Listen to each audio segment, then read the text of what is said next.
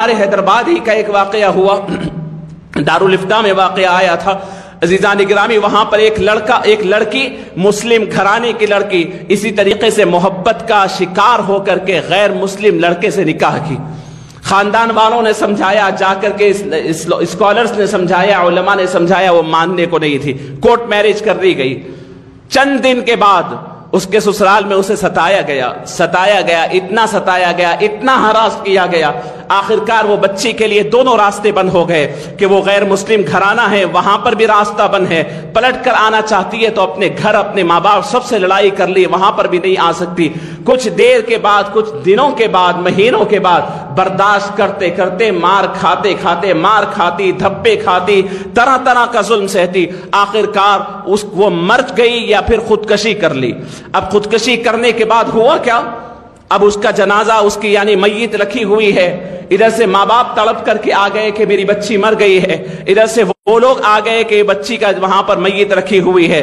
دونوں یہ چاہتے ہیں، وہ لوگ جو غیر مسلم فیملی ہے، سنیے، وہ یہ چاہتی ہیں کہ یہ ہمارے گھرانے میں آ گئی تھی، ہمارے رسم و رواج کے متعلق اس کی شادی ہو گئی تھی، ہمیں اسے جلانے دو، اسے ہمارے ہندو رسم و رواج کی طرح لے جانے دو۔ مسلم ماں باپ کی خواہش ہے کہ کم از کم آخری وقت تو ہے، میری بچی کو لے جاؤں، کفناؤں، نہلاؤں اور اس کو غسل دے کر کے مسجد میں لے کر کے نماز تو پڑھاؤں، کم از کم یہ تو اس کی بخشش کا ذریعہ بن جائے۔ یہ دونوں کی کشمکش کے اندر یہ ادھر دوڑ رہے ہیں اپنے اثر و رسوخ جتانے کے لیے، وہ ادھر دوڑ رہے ہیں۔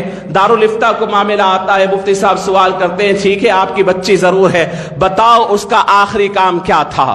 سب کے سامنے علی الاعلان اس نے کیا کیا تھا؟ انہوں نے کہا کہ علی الاعلان سب کے سامنے وہ پھیرے لے کر کے اس کے ساتھ نکاح کر لی تھی۔ انہوں نے کہا کہ اس کے بعد مسلمان ہونے کی کوئی دلیل علی الاعلان ہے؟ کہا کہ نہیں ہے۔ فرمایا تمہیں کوئی اجازت نہیں کہ اسے مسجد میں لائے، اسے کفنائے اور دفنائے، چھوڑ دو، وہ غیر مسلم ہو گئی تھی، اسے جلانے دو، انہی کے قبرستان میں دفن کر لینے دو۔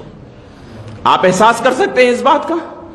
جس لڑکی کے کان میں آپ نے حی علی الصلاح، حی علی الفلاح، آپ نے اپنے مسجد کے امام صاحب، مؤذن صاحب یا خاندان کے متقی پرہیزگار سے آپ نے کہلوایا تھا، آپ نے اشہد ان محمد الرسول اللہ کے اذان کے سریلی آواز ان کے کان میں پہنچائی تھی، آپ اپنے گھر کے اندر اپنی بچی کو مسلمان رہنے کے اوپر راغب نہیں کیے، اسلام کی محبت آپ نے نہیں ڈالی، اس کا کیا انجام ہو رہا ہے؟ میں عرض کر رہا ہوں کہ اس وقت سب سے بڑا چیلنج ایمان کو بچانا ہے۔